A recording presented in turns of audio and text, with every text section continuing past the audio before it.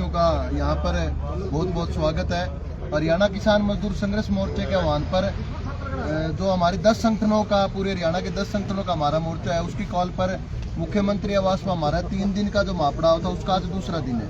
हालांकि हम सरकार से, मुख्यमंत्री से मिलने के लिए आए थे, बात करने के लिए आए थे, लेकिन हरियाणा का मुख्यमंत्री पता नहीं क्यों बात नहीं करना चाहता, बैरिकेडिंग लगाकर रोक रखा है। और पहली बार हम ये देख रहे हैं कि पूरे कुरुक्षेत्र में हरियाणा के मुख्यमंत्री का जो निवास है उसे चारों तरफ से बैरिकेडिंग लगा के रोक रखा है, किसी को वहां पे जाने नहीं दिया जा रहा। एक तरफ हरियाणा का मुख्यमंत्री ये कहता है कि 24 घंटे हरियाणा के लोगों के लिए मेरे घर के दरवाजे खुले हैं, लेकिन आज वो हमसे बात नहीं करना चाहते, हमसे मिलना नहीं चाहते। दूसरा, हमारी जो मांगे थी, जिन मांगों को लेकर हमने ये महापड़ाव, 3 दिन का जो महापड़ाव हमने रखा है, कि पहली बार देश की आज़ादी के बाद में ये हो रहा है कि भारत की सरकार वाशिंगटन से चल रही है, अमेरिका से चल रही है। भारत का प्रधानमंत्री ट्रंप, भारत का प्रधानमंत्री मोदी, ट्रंप जो अमेरिका के राष्ट्रपति है, वो जो फैसले कर रहा है वही लागू कर रहे हैं। ट्रेड डील जो भारत सरकार और अमेरिका की सरकार के मध्य में हुई, वो खेती सेक्टर को बर्बाद कर देगी। अकेले खेती सेक्टर को नहीं, वो भारत की अर्थव्यवस्था को पूरी तरह तहस नहस कर देगी। हमारी पहली ये मांग थी कि ट्रेड डील को फौरी तौर पर रद्द किया जाए। दूसरा, किसान मजदूर को कर्जा मुक्त करने की मांग को लेकर हमारा ये महापड़ाव है।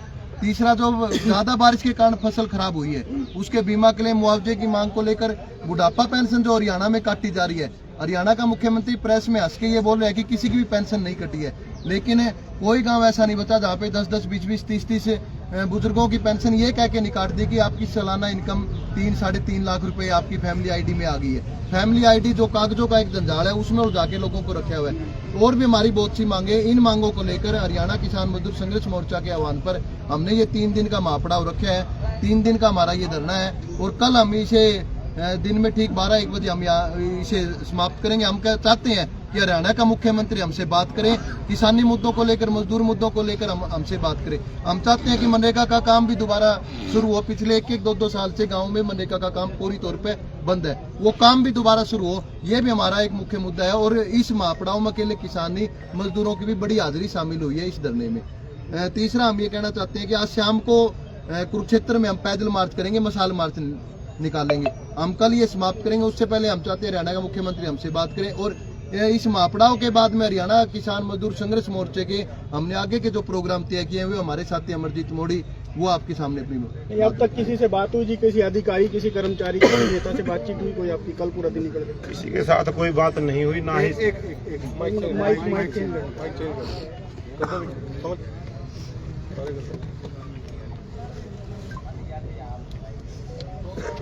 ऊपर भी लग रहा है।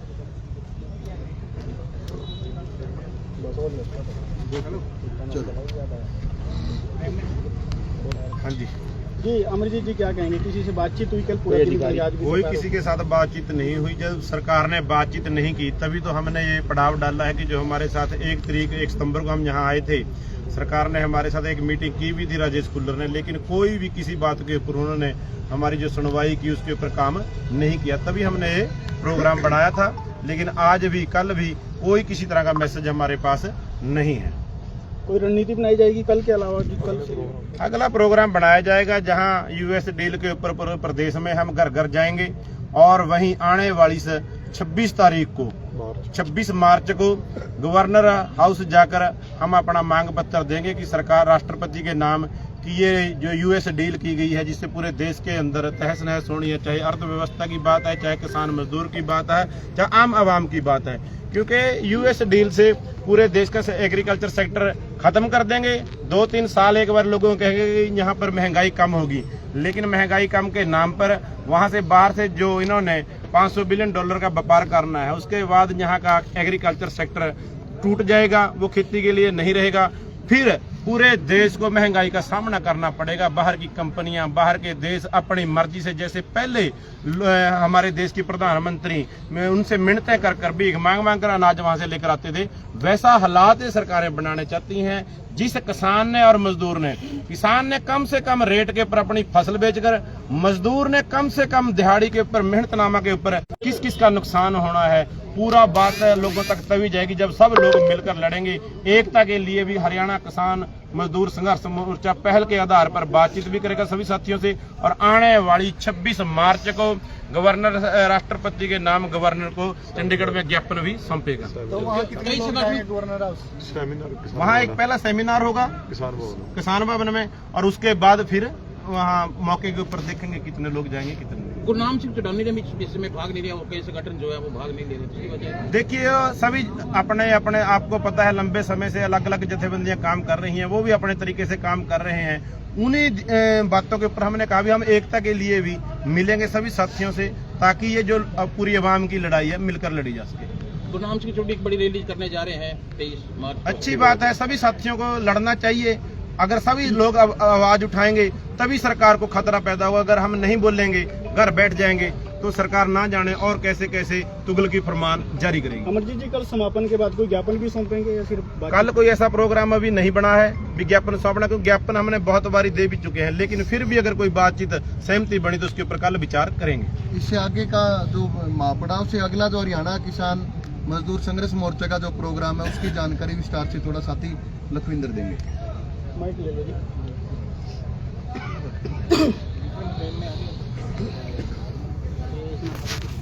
ये एक कॉर्नर ये रह गया। चित्रपाल बुलारा साहब वो थोड़ा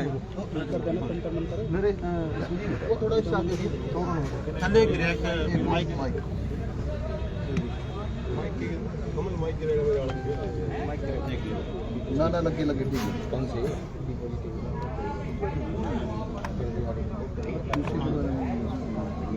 पत्रकार दोस्तों, ये जो महापड़ाव 3 दिवसीय रखा गया है ये केंद्र और राज्य सरकार के प्रति जो हमारे हरियाणा किसान मजदूर मोर्चा के किसानों की मजदूरों की मांगों को लेकर रखा गया है। कुछ मांगे केंद्र सरकार से प्रति है, कुछ हरियाणा सरकार के प्रति। जो केंद्र सरकार की मांगे हैं उसमें फ्री ट्रेड एग्रीमेंट है और जो किसान आंदोलन के पहले पुराने आंदोलनों की मांगे हैं MSP खरीद गारंटी कानून, स्वामीनाथन जोग फसलों के भाव, किसानों मजदूरों की संपूर्ण कर्जा माफी है।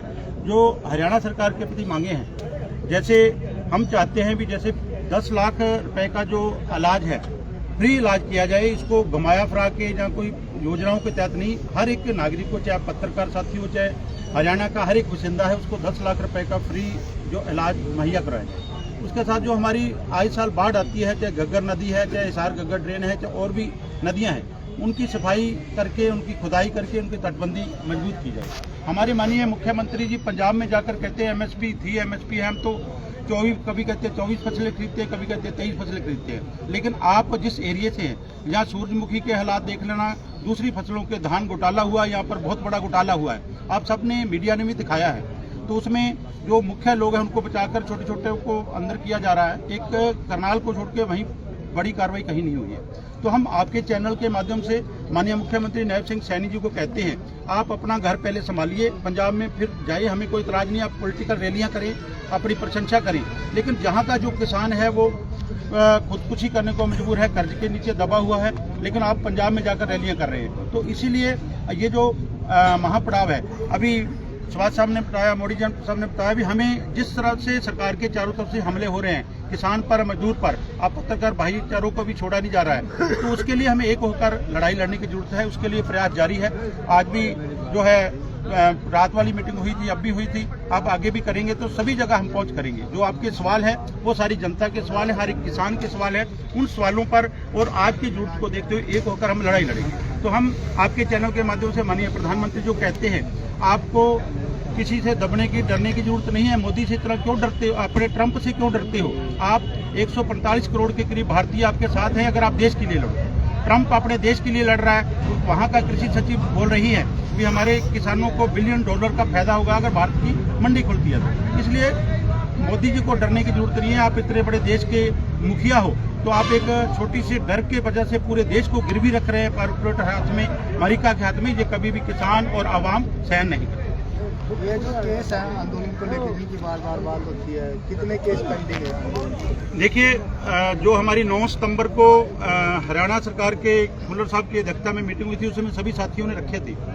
अभी ज़्यादा केस नहीं है, लेकिन थोड़े केस हैं जो उनको जानबूझ के, एक तो मवाद साहिब के केस हैं, कुछ हमारे पगड़ी समाल जट्टा के और हमारी जत्थेबंदी के जब इलेक्शन था उस समय में हम अपनी सवाल कर रहे थे, सवाल पूछते थे तो आगे से जो उन्होंने हमारे ऊपर मुकदमे दर्ज किए हैं और भी कई जगह पर केस है, उन सभी मुकदमों की लिस्ट है जो दे दी है। पहली बात तो लिस्ट देने की जरूरत नहीं है।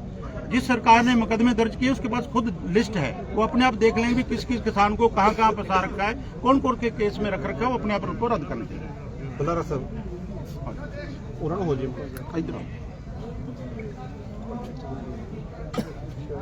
संजू ने टीम का धन्यवाद करना भुल गए। संजू जी का जिन्होंने व्यवस्था की होगी, ये तो लोकल टीम है ना, पूरी माइले की खाने पीने की टंका की लगा दो। सभी पत्रकार साथियों का धन्यवाद।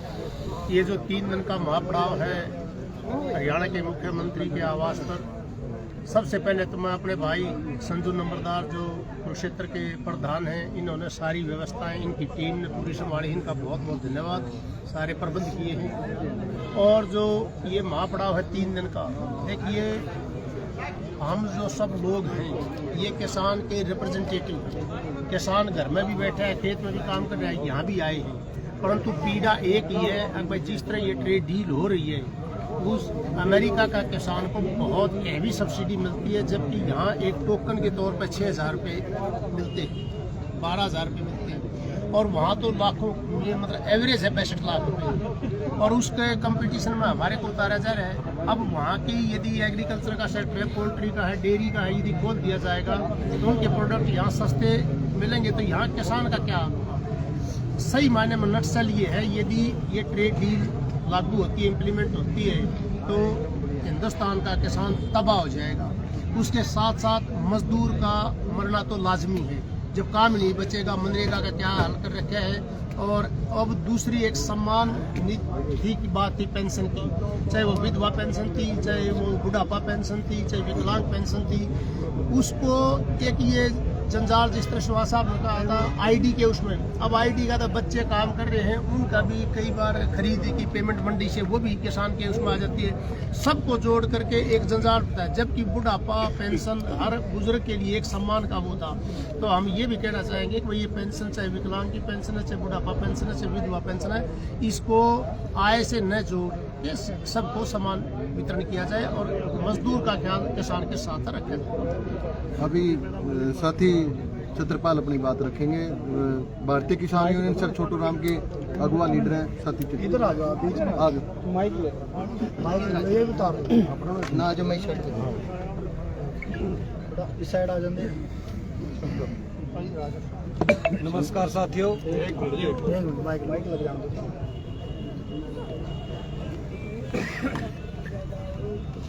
चलो थोड़ा